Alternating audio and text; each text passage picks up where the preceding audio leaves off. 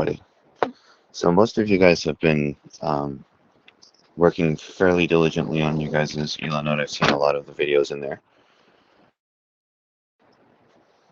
or a lot of the photos. So that's really amazing to see everybody working diligently on that. So and this lesson, we're going to be getting ready to move into the seven kings of Edom and um, the beard. So before we touch real brief base on that, I just want to recap really quickly.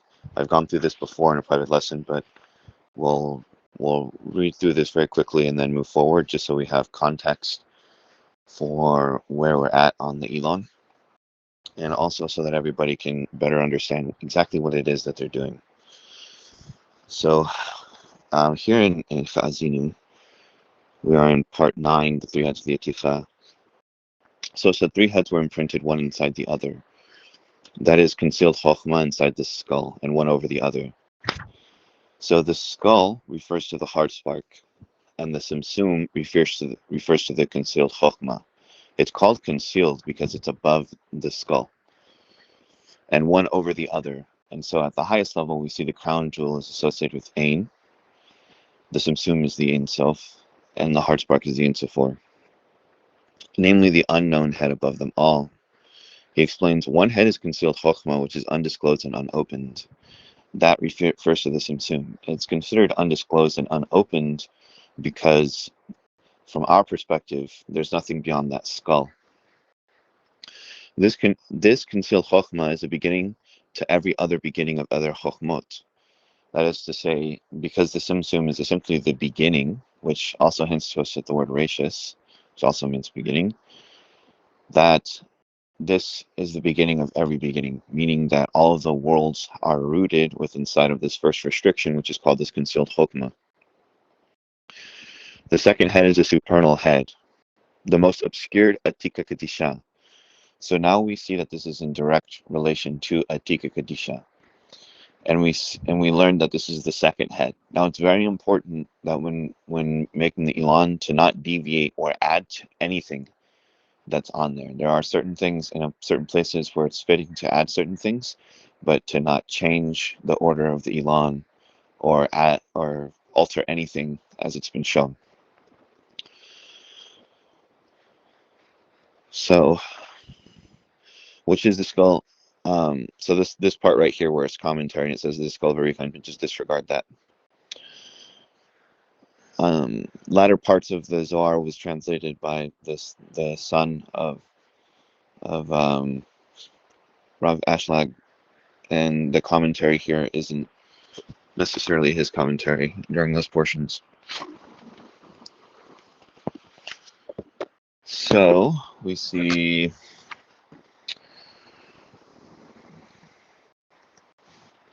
the third head is a lofty above everything to every head, a head that is not a head. And that refers to Ain. It's not a head because, well, on one level it's the crown jewel. A symbol of a king is the crown, and on the crown is the jewel. It's also considered not a head because Ain technically is not a head, although sometimes it's called a white skull. That is, its being a head indicates the beginning of expansion. That is to say, because it's the beginning and the restriction takes place as the second phase. And comprehension, yet this head is entirely incomprehensible because it's associated with the Ain.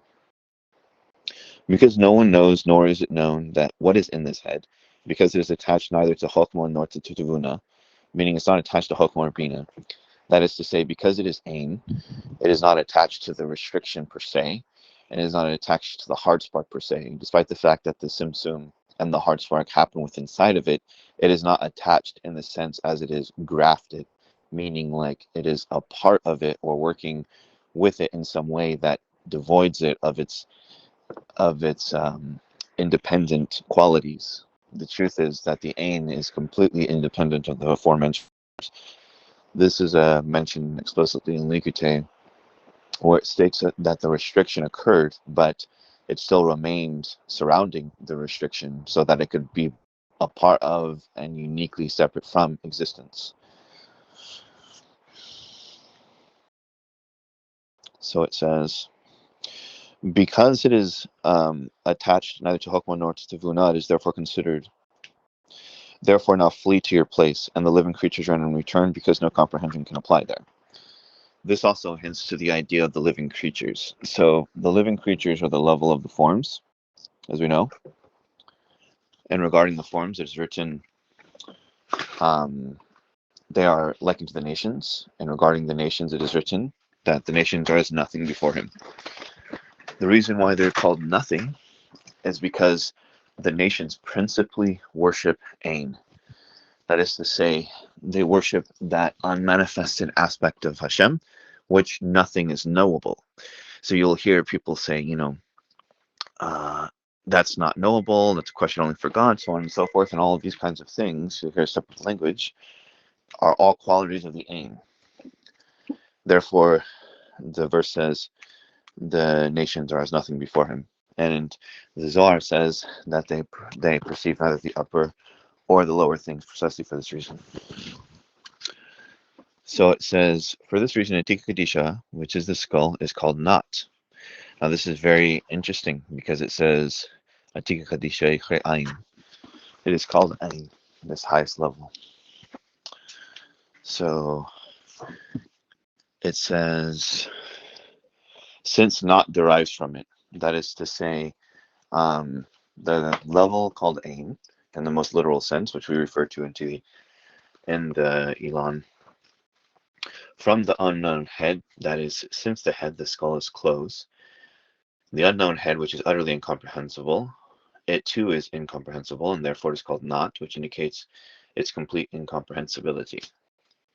For that reason, all hairs and tiny hairs over the skull do not come out of the skull because no judgments are attached to it, but they come out of the concealed brain. So I'll touch on this in just a second. So let me go grab something. Hold on, everybody.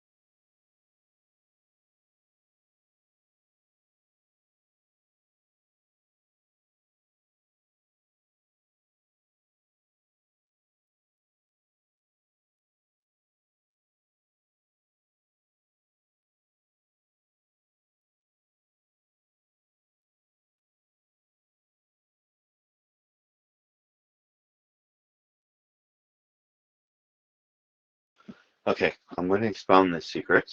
So, in the Torah of Mashiach, I reveal this matter. When commenting on the nature of the verse, his hair is pure like wool, we have to understand that Chokhmah is a grade of 10,000. So 1 through 10 is Asiya, 10 to 100 is Yetzirah, 100 to 1,000 is Beriah. We can say 1,000 to 10,000, sometimes they say as Chokhmah. In this aspect, Keter is 10,000 and up. But in other places, Chokhmah is considered to be 10,000 and up. Nonetheless, this is the concealed brain. That is to say, the concealed brain is Chokhmah. So for those of you that have read the Order of Emanation, it was explained to you that the mind and thought are the secret of the restriction in the heart spark.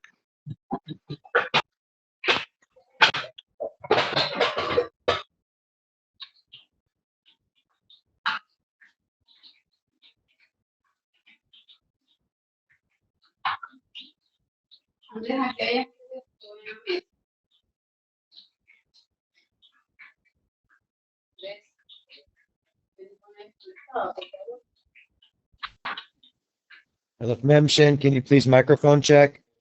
Thank you.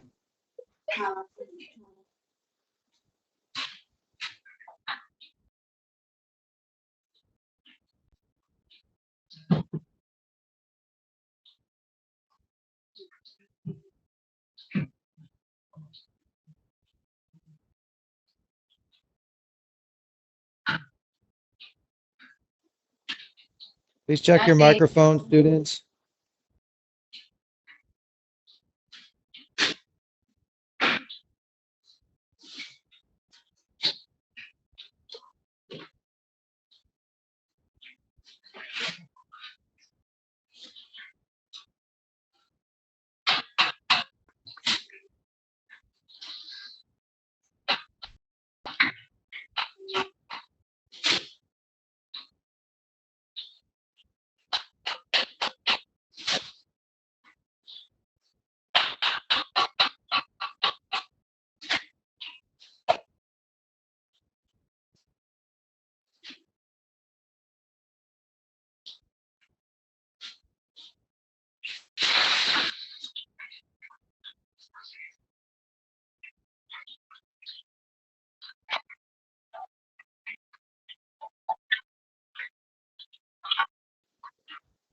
If you're in this class, can you please take it serious and close your mic off so you don't interrupt Master Urit? It's very disrespectful.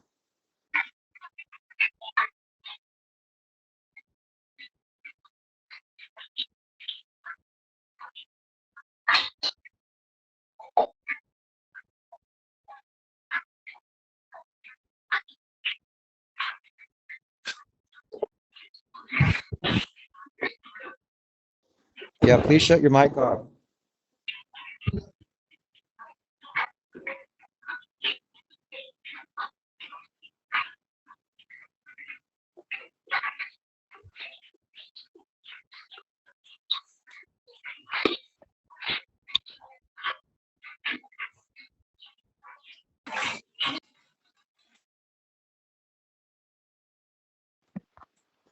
Okay, so the hairs come from this concealed brain, and the concealed brain refers to the Simsum. So in the Torah of Mashiach, I reveal exactly what this is. This is the level of the 10,000, and there are 10,000 from every single sphirot. These are the hairs within hairs within hairs within hairs. There's a deep secret to the amount of sub-spheros that are in every single one. For the amount of sub-spheros in every single level actually differentiates depending upon what level we're talking here. Nonetheless, at the level of the restriction, where the Or Yashar is, or the straight light, which is on the Elan depicted by the Nikud, there are 10,000 sub-spheros in every single level. Now there are 11 spheros, as we know that this is the secret of the tree on top of tree, or the secret of the 22 letters that relate to the fronts and backs. This is also called the brain. So in Likute, it's revealed that the hard spark is the skull, and the fronts and backs, the spheros, are the brain inside of the skull. This also hints to the idea in the order of emanation where the Simsum is revealed to be the mind, and the hard spark is revealed to be the thought. To better understand this principle, the 11 spheres have 10,000 each, and this creates 110,000. Thus, in the Torah of Mashiach, it reveals that there are 110,000 hairs on the human head. And should you go look up how many hairs are on the human head, they're going to say it's in between 100,000 and 120,000. 110,000 is the in-between place. So these are the hairs that come from the concealed brain over the skull and do not come out of the skull. They come over the skull because the hairs have their root on pure whiteness, which is inside of the Simsum, but not in the hard spark, that is to say, the skull, because the hard spark is pure judgments. Now, these are very subtle intricacies here. Hokmah spreads from it. This Hokmah is eventually revealed in Malchus, where there is a place for judgments, and the hairs are the root of judgments, as in, for he crushes me with a tempest or a hair. That's Yov 9:17. Hence the hair of the head and beard come out of the concealed brain. That is to say, their root is inside of Hokmah. And they're in the linear aspect. They're in the linear aspect because the inside of Chokmah, there's the circular, which is the restriction, and then there's the straight light, which is the linear. And because the hairs come from the 10,000 of all 11, they're called linear. Though in this case, there are no judgments in the hairs, but roots only. Therefore, they are all smooth, that is, soft without judgment, because it's in the whiteness of Chokmah. And they're all equal in weight, because they're all the same length. And the answer to this, and I'm going to reveal it here, The answer to this is that every single spheros is represented by the 72 letter name, because the 72 name, right, which is a value of 72 expansion Yud Kei Vav Kei, has 10 letters inside of it, and these are the 10 spheros. And because every single layout of the spheros is represented by the 72 name at this level, they are all considered to be of the same length and of equal measure. 72 is the secret, because everything here is of the same light of mercy, and the back of the neck is invisible, which means that the back of the Simsum is the Ain itself. And because of that, there's no comprehension to be had of it, and we don't say that there is an akhra, like there is, and that, or akhir, which is like a backside, like there is to the lower partsufs. We don't say that about the Simsum because the Simsum is already the backside technically of the Ain. And this is a concept that is fleshed out deeper by latter Kabbalists, which indicates judgments in hind parts according to the verse, and they have turned their back to me and not their face. This refers to the back of the Partsuf. The back of the Partsuf has to do with see the Akra. So it says, you will not see my face, but I'll turn my face from you. It means that you will see the other side of the Partsufim. And the other side of the Partsufim is all the Sita Akra, it's all the Klipot. All this stems from the fact that this Aticha is of the same light, namely the Rein of Chesadim, which there is no room for judgment to appear. So this right here is Lurianic insertion, and the best way to understand this is that I've revealed that the Chesadim and the Gevurot emerge from Chochmah and Bina respectively. That's because it's emerging from the quality of Chochmah, it's said to be Chesadim. It is all in joy and never changes from the illumination of mercy. That's because this level of the Kadisha is considered the joy of all of the worlds. It's considered the joy of all of the worlds because 100 billion galaxies are defined by its mystery, and the heavens are defined by its mystery, and Sheol is defined by its mystery, and it's called the rejoicing of that which is above and that which is below, and it is without question.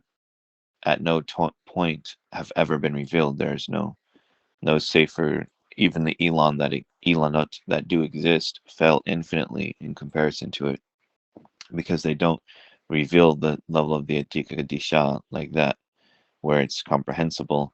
It's mainly all from the levels of ARICH ANPIN and below. So you'll see ARICH ANPIN in a very high place on those Ilans.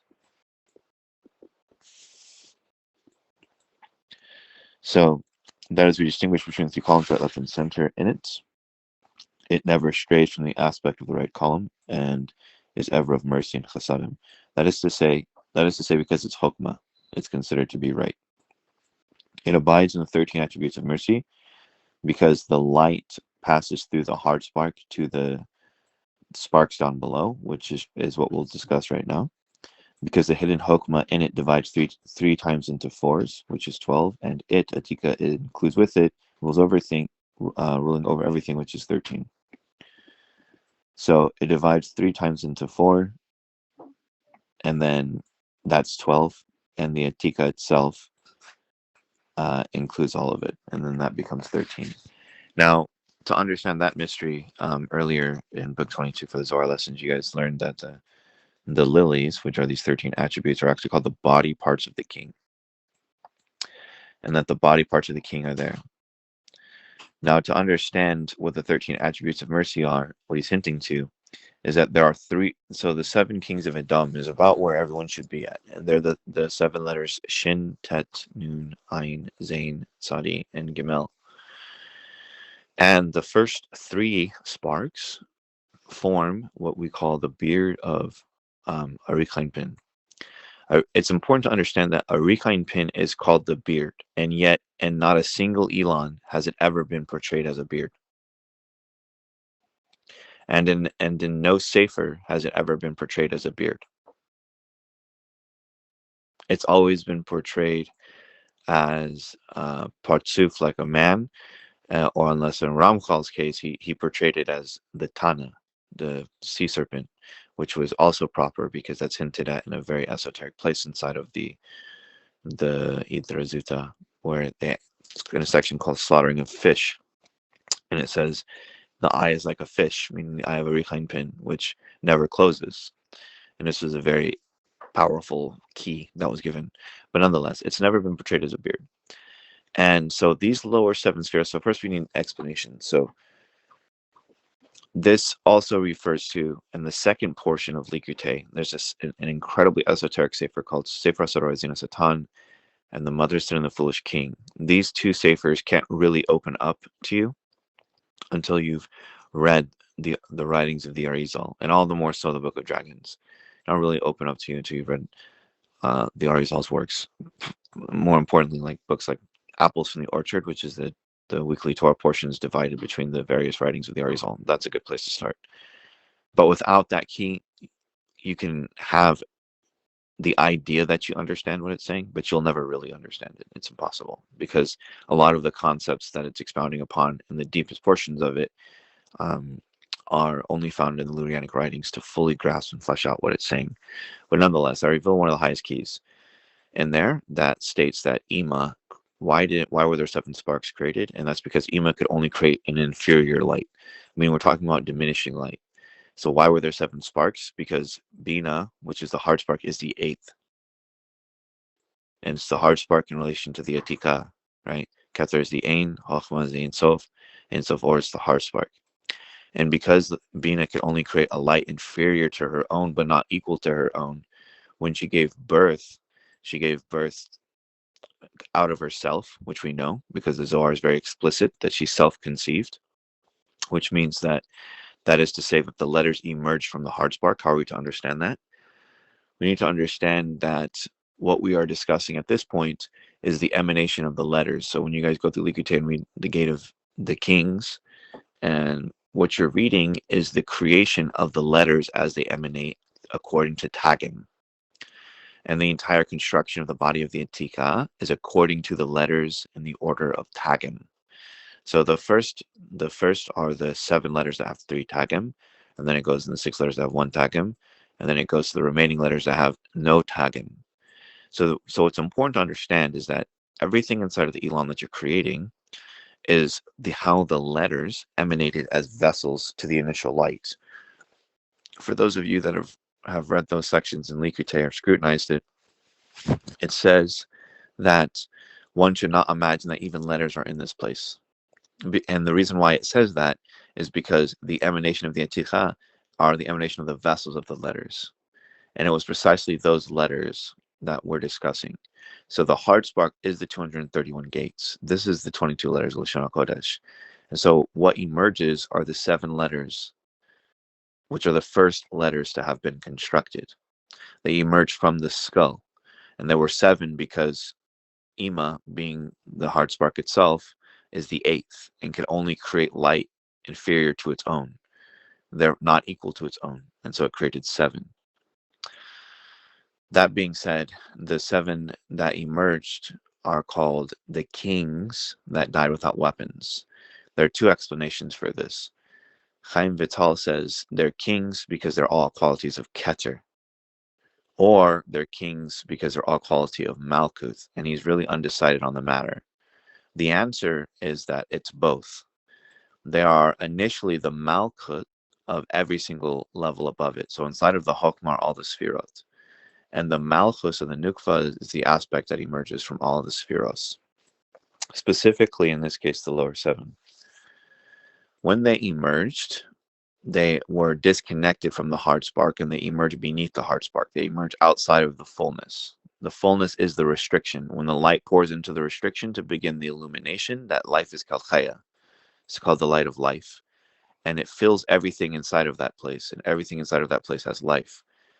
As it descended, it began to differentiate its light, putting on garments, as it were, becoming what we call the hard light. And the hard light, which is talked about in the Lurianic writings, struck this hard spark like sparks from a workman's hammer. That is to say that the hard light struck this hard spark. This is what caused the initial kings to emerge, as it's also explained in Likute. These first kings, as I said, are the initial letters. Now, these are the highest mysteries. These mysteries are beyond even the level of Moshe at the time, for it was precisely these mysteries that perplexed Moshe. That is to say, when Moshe had the vision of Rabbi Akiva, what did he see? He saw him adding crowns to the letters, and he said, Holy One, aren't the letters of your Torah already perfect? But Rabbi Akiva was adding these crowns. Furthermore, we understand about these crowns that Moshe did not understand the Torah of Rabbi Akiva, and he said, if a Torah scholar like this is to come in the future, why do you need me? And the idea behind this falls into Rabbi Shimon Bar Yochai, because Rabbi Shimon Bar Yochai's teacher was Rabbi Akiva. So therefore, if Rabbi Akiva was one of the teachers of Rabbi Shimon Bar Yochai, then this tells us, and Rabbi Shimon Bar Yochai wrote the Zohar, then this tells us that the highest mystery of the Zohar has to deal with what? The Tagim. The Tagim are so incredibly important that when you guys went through Pinchas and the Zohar, it will have told you that to throw bread on the ground was the letters, and you will enter into poverty for having done so. But to make worldly use of the crowns, that is to diminish the worth, value, or understanding of any of the Tagim, is to perish. That's the extreme importance the Zohar places on these Tagim. So when the letters emerged, Shin Tet Nun, that is the value Satan. Satan, and these 7 letters also spell Satan as Gats, that Satan, a strong spark. And Shin Tet Nun, when it emerged, along with Ayin Zain, which are Azza and Azazel, Sadi is written in 2 ways, either the 2 Mashiachin. Mashiach ben Yosef, Mashiach ben David, they're in the pit. They merged with these letters, and they're called the righteous, and one's called righteousness. So one's Tzedek, and the other one's Tzedakah. And the final letter is Gimel. Gimel is called the camel serpent. The Zohar says that Samael rode down on a camel serpent. He entered in the Garden of Eden. He descended to Gan Eden on a camel serpent, a serpent that looked like a camel. A very similar idea is written in Sefer Bachir, where it says of the Gimel spark that it was a camel serpent that Samael rode down on. Now, the first 3 sparks is what we'll address, and I'll stress the order of the Tagim. Likite explains that the Tagim have 3 lines, and that's because they receive 3 kinds of lights. One light is the light it receives from the Ein. One light is the light that it receives from the Ein Sof, and the other light is the light that it receives from the Ein Sof Or. That is to say, from the Ein, the crown jewel itself, from the Sumsum, that is to say, the mind, and from the thought, which is also the skull, that is to say, the heart spark. So one from the endless, one from the restriction, and one from the heart spark. And these are 3 different kinds of lights, 3 kinds of lines.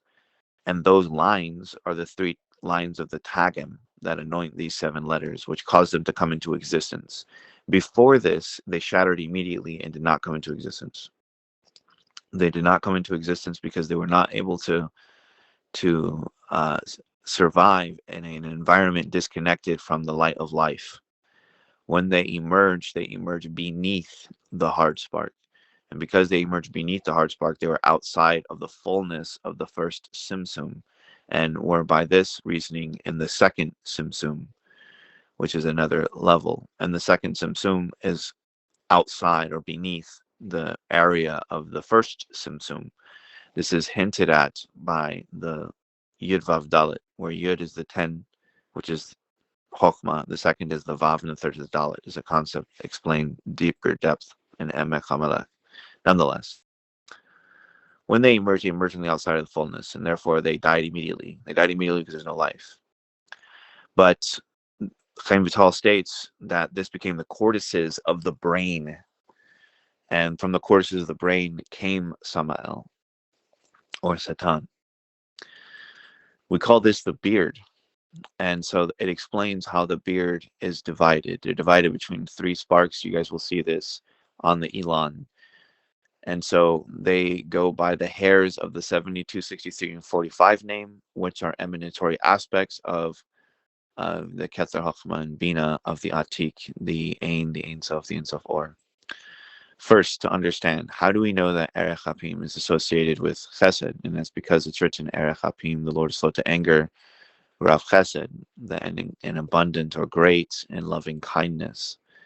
This great and loving kindness, or this aspect of Chesed, teaches us that the head of Erech Hapim is Chesed. However, how do we know that the letters Shin, Tet, Nun are attributed to this place? That's because it's written, and behold, I saw Yehoshua the high priest standing for the angel of Hashem, and Satan was standing to the right, waiting to accuse. Satan standing to the right is out of his right hand goes Chesed. This teaches us that Satan, or Shin, Tet, Nun, the three letters that are identified first from the seven kings, correspond to Shin, Chesed, then Tet, Gevurah, and then Nun, Tiferes. Having established these keys, which are very important, having established these keys, we need to understand how it was divided. So ARICH ANPIN is divided accordingly. In the Idra, in book, actually in Sifra Tznuta, in book 3 or chapter 3, it discusses the 9 attributes of the beard. It says there are 4 aspects that are concealed, these being the 3 heads and the initial sparks themselves per 4. These 4 aspects are completely concealed and not really dealt with in Sifra Tznuta. But the 9 aspects are, that is, Chesed divides into 3 portions. It becomes Keter, Chokmah, Bina. And so the Keter of Erech Hapim contains within it the Chesed of the Atik. So the Chesed of the Atik is enclosed within inside of the Keter of ARICH ANPIN. This is very critical that it has to be displayed precisely like this. Gevura of the Atik is positioned into 3. It becomes Chesed, Gevura, and Tiferet of ARICH ANPIN. And Tiferet becomes divided into 3. It becomes the Netzach Yisod. These are the 9 aspects. So again, Chesed becomes Keter Chokmah Bina of the Atik. Gevura, which is Tet, becomes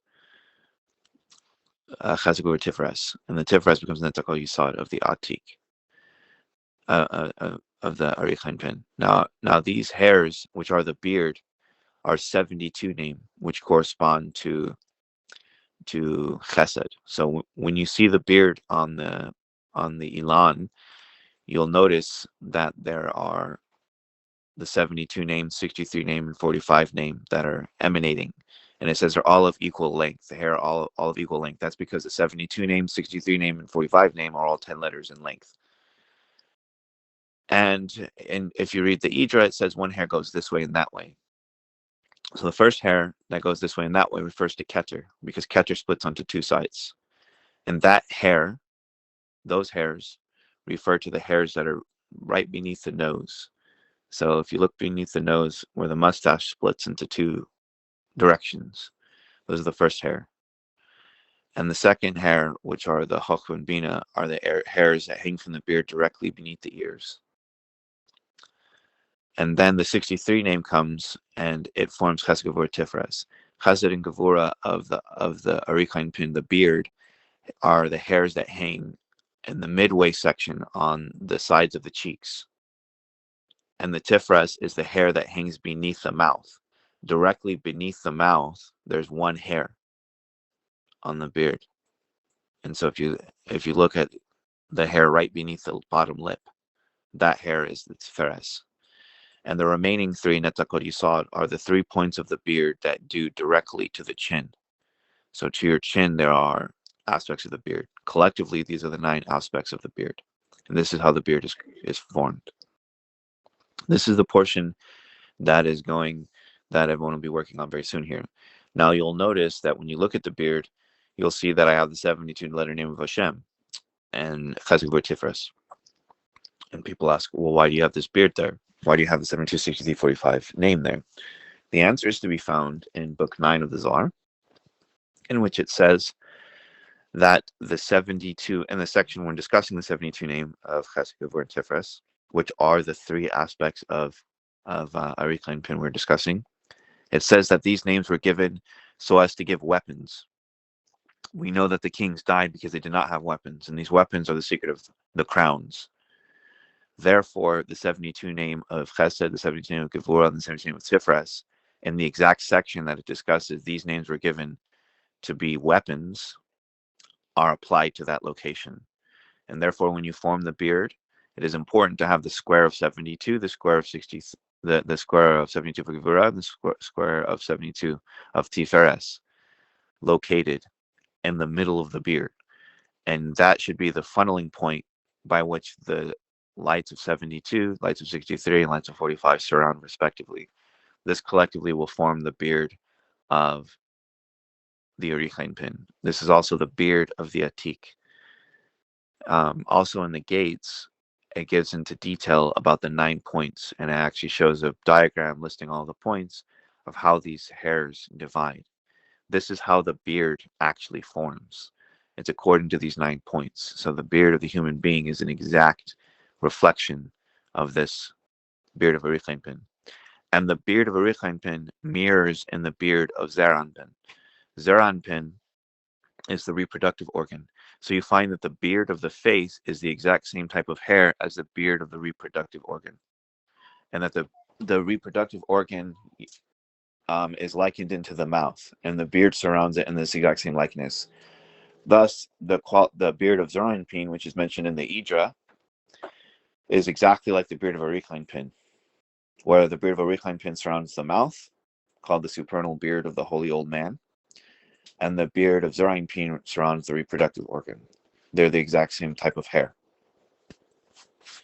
So that was very lofty, and hopefully this part of it was recorded because there's a lot of details that go in there. But up to this point, explanation should have sufficed for the 3 levels of the head, the emergence of the 7 kings, understanding that we're talking about the emanation of letters. Everything in Likutei is only the creation of letters. You learn the crown jewel, but then you learn the emanation of the Atik, which is the emanation through the Tagim. Why they emerged as 7? Because they emerged beneath Binah, which is the 8th. You learned that the keys to understand why Shin Tet Nun is in that location, because it's written Satan standing at the right, and out of his right hand is Chesed. So Shin of Satan would be Chesed, Tet is Gevurah, and Nun is Tiferet. You learned why the Keter of ARICH ANPIN enclothes the Chesed of the Atik, as Eitz Chaim states. This refers to the aforementioned aspects, Rav Chesed, right? Erech Apim Rav Chesed, that Lord slow to anger and abundant in loving kindness.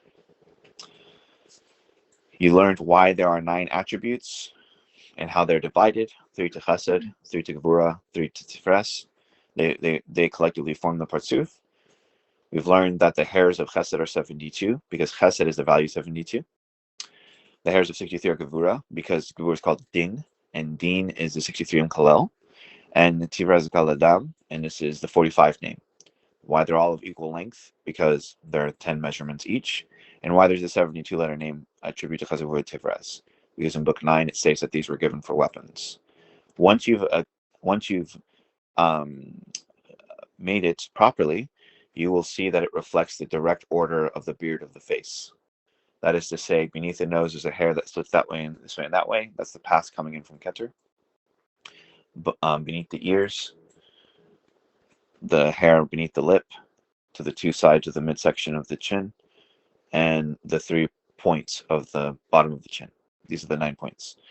Now, in every place where there is an expansion or milui of 72, 63, or 45, its achareim, or female counterpart, is a milui of ehiyeh, which has the exact same amount of letters, being 10. And where there's an expansion of ehiyeh, The first is the Echia, the Yod, and then there's an expansion of the Echia with a Hey, and there's an expansion of an Echia with an Aleph. And so, depending on how you expand the Echia, these are the female counterparts of the 726045.